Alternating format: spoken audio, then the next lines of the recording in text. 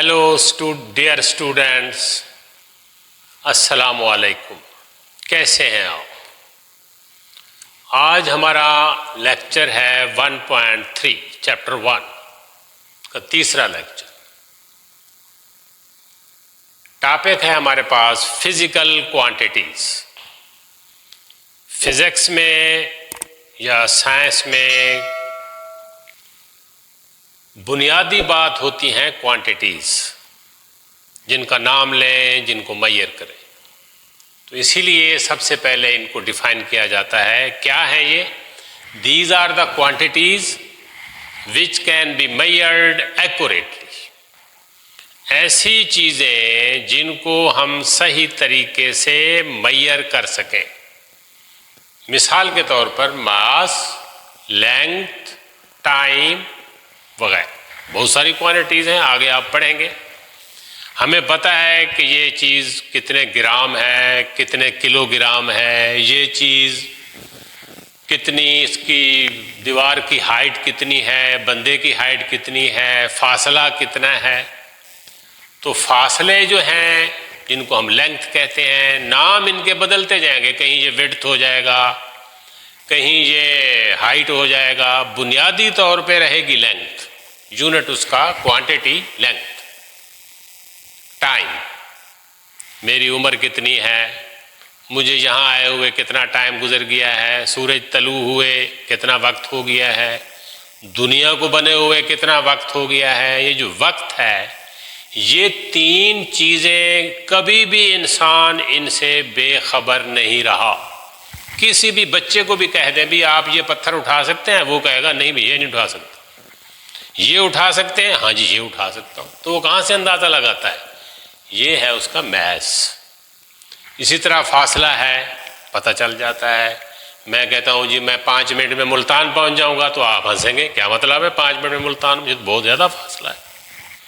तो ये mass, length, time, force, density, velocity, power, pressure, बहुत सारी हम पढ़ेंगे सबको। वेरी फंडामेंटल ये तीन है। इसीलिए कुछ क्वांटिटीज को कहते हैं बेस क्वांटिटीज, बुनियादी, वेरी फंडामेंटल, जिनसे कभी भी इंसान बेखबर नहीं रहा, उन्हें कहते हैं बेस क्वांटिटीज। पहली बात है क्वांटिटी, फिजिकल क्वांटिटी, जिनको हम सही तरीके से मालूम कर सकें, मेजरमेंट उनकी कर सकें। फिर उनमें आमतौर पे फिजिकल क्वांटिटीज में 3 क्वांटिटीज आती हैं, बेस क्वांटिटीज और डिराइव्ड क्वांटिटीज, फिर आगे सप्लीमेंट्री आए। तो सबसे पहले है बेस क्वांटिटीज, बुनियादी। These are self defined quantities. ये हमने खुद डिफाइन की हैं। डिफाइन तो और भी हमने खुद की हैं, लेकिन ये बुनियादी पहले डिफाइन हुई हैं। इनको डिफाइन करने के लिए हमें किसी और क्वांटिटी की मदद नहीं लेनी पड़ी। इन्हें कहते हैं सेल्फ डिफाइंड। ये इंसान ने डिफाइन की हैं और पूरी दुनिया में ये एक जैसी है। नेचर को अल्लाह ताला ने एक जैसा बनाया है। वो कौन सी हैं? These are self defined quantities, और दूसरी क्वांटिटीज इनकी मदद से डिफाइन होती हैं। ये किसी की मदद से डिफाइन नहीं होती, इनको हम खुद डिफाइन करते हैं। बाकी को डिफाइन करने के लिए हम इनका, जैसे हम आम तौर पे मैं बताऊँ आपको, आप पानी को क्या कहते हैं? ये पानी है। किसी चीज़ से हम उसका तारफ नहीं कराते भाई ये पानी है। लेकिन जब हम चाय की बात करते हैं तो चाय क्या है, तो फिर हम बहुत सारी चीज़ों के नाम लेते हैं भी, इसमें चीनी है, इसमें पत्ती है, इसमें पानी है, इसमें दिस है, इसमें दैट है। तो बेस क्वांटिटीज़ को डिफाइन करने में हमें और क्वांटिटीज़ का हवाला नहीं देना पड़ता। These are the self defined quantities and use to define the other quantities. वो जो अदर हैं वो डिराइव्ड हैं, हम उनका जिक्र करेंगे। तो बेस क्वांटिटीज में जो मैंने पहले आपको कहा है, very fundamental, very initial, very basic, mass length time, mass length time। Mass को डिफाइन करने के लिए हमें किसी और क्वांटिटी की ज़रूरत नहीं है। हमने खुद कहा है कि ये मैस है, ये क्वांटिटी मैस है कि किसी बॉडी में मादे की मिकदार कितनी है, ये मैस है। लेंथ, फासला कितना है दो पॉइंट के दरमियान, दो शहरों के दरमियान। टाइम, सबसे पहली चीज जो इंसान को पता चली, जो उसने डिफाइन की, वो टाइम है सबसे। ये हैं बेस क्वांटिटीज। डिराइव्ड क्वांटिटीज, हमने कहा है ना कि base are used to define the other quantities. वो जो अदर हैं वो डिराइव्ड है। बेस क्वांटिटीज तो चंद एक हैं, 3, 4, 5, 6, 7, बस। डिराइव्ड ला तादाद है। मिसाल के तौर पे हम कहते हैं, जैसे हमारे पास नंबर है, हम कहते हैं 1 2 3 4 5 6 7 एंड सो, और ये 9 तक है।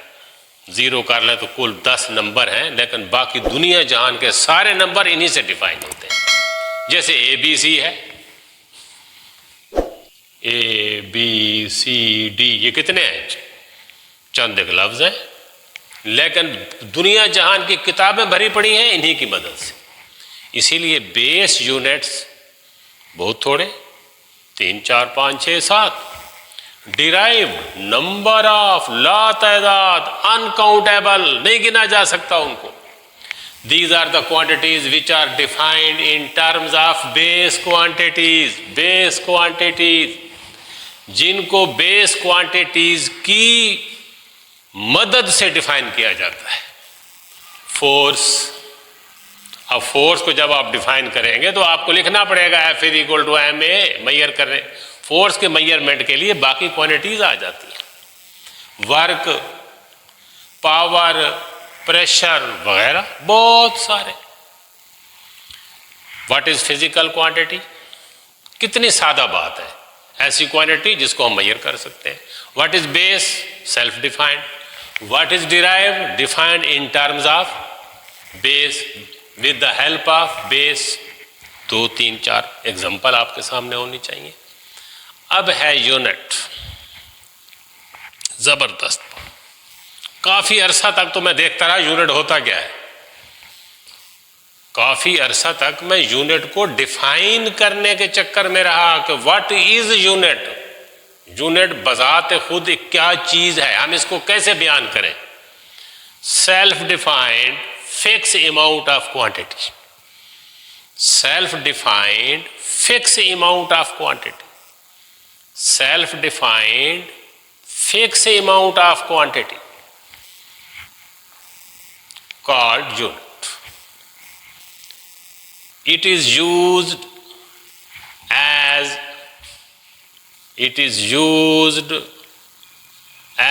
standard for measurement of physical quantities. क्या मतलब है इस बात का? गौर करें। It is used as standard for measurement of physical quantity. हमने बात की ना, जो क्वांटिटी मैयर कर सके वो फिजिकल क्वांटिटी है। अब मैयर करेंगे तो कोई मिकदार मुतय्यन करेंगे, मिकदार मुतय्यन करेंगे, तो उस मुअय्यन मिकदार को यूनिट कहते हैं। मिसाल के तौर पे किलोग्राम है, किलोग्राम यूनिट ऑफ मैस।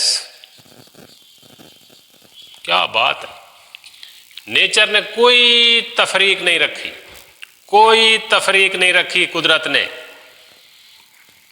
गोरे में, काले में, गरीब में, अमीर में, इंडियन में, अमेरिकन में, ब्रिटिश में, जापानीज में, कोरियन में, पाकिस्तानी में, नो डिफरेंस। किस बात का? हर जगह किलोग्राम एक जैसा है, हर जगह किलोग्राम एक जैसा है।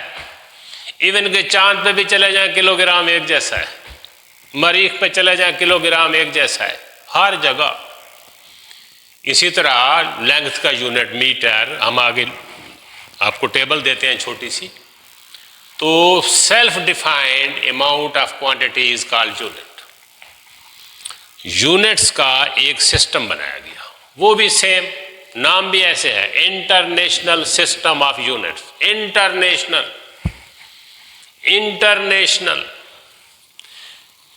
ये नहीं है कि मैस का यूनिट पाकिस्तान में किलोग्राम होगा तो अमेरिका में मीटर होगा। No, kilogram unit of mass जहां भी चले जाएं, लंदन चले जाएं, कोरिया चले जाएं, वाशिंगटन चले जाएं, शंघाई चले जाएं, टोक्यो चले जाएं, हर जगह। इसीलिए हम इसे कहते हैं इंटरनेशनल सिस्टम ऑफ यूनिट्स। पूरी दुनिया के तमाम इंसानों के लिए एक जैसा। वैसे देखें तो इंसान भी एक जैसे हैं, सब इंसानों को। ये तो नहीं है कि कोरिया का आप इंसान देखें तो उसका नाक ऊपर होता है, आंखें नीचे होती हैं। आप बर्तानिया का इंसान देखें तो उसका नाक इधर है और कान इधर है। नहीं, सब आप जैसे, एक जैसे। सबको औलाद के साथ मोहब्बत होती है, सबको प्यास लगती है। तो इसका मकसद है बेशुमार चीज़ें इंसान की एक जैसी हैं, लिहाजा इंसान को उन पे इत्तफाक कर लेना चाहिए, मिलजुल कर रहना चाहिए। International system of units, this universal system of units, universal क्या मकसद? आफाकी। आफाकी, हर जगह एक जैसा, हर जगह एक जैसा। यूनिवर्सल का मकसद है पूरी यूनिवर्स में एक जैसा। System of units was established in 1960। मैं भी 1960 में पैदा हुआ था, 1960 में। तो इंटरनेशनल सिस्टम ऑफ यूनिट्स और मेरी उम्र बराबर है। 1960 में 20वीं सदी के तकरीबन वस्त में इसको डिफाइन किया गया। इस सिस्टम के 3 हिस्से हैं, base units, derived units and supplementary unit. जैसे मैंने कहा ना, quantities base units, base quantities, derived quantities and supplementary quantities. इसी तरह base units, derived units and supplementary units. जो हमने पढ़ा है बेस यूनिट्स क्वांटिटीज के, फिर डिराइव्ड यूनिट्स और फिर सप्लीमेंट्री यूनिट्स, ये इनकी छोटी सी टेबल है, बुक में भी दी गई हैं, यहाँ भी आपके सामने मौजूद है। बेस यूनिट, जिस तरह मैंने कहा है कि बेस क्वांटिटीज भी चंद एक हैं, बेस यूनिट्स भी चंद एक हैं। कितने हैं? 7।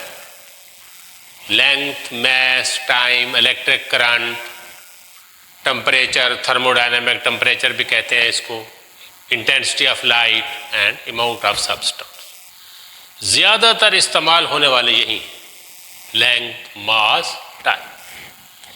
लेंथ का यूनिट मीटर, मैस का किलोग्राम, टाइम का सेकंड, करंट का एम्पियर, टेम्परेचर का केल्विन, इंटेंसिटी का candela and amount of substance mole.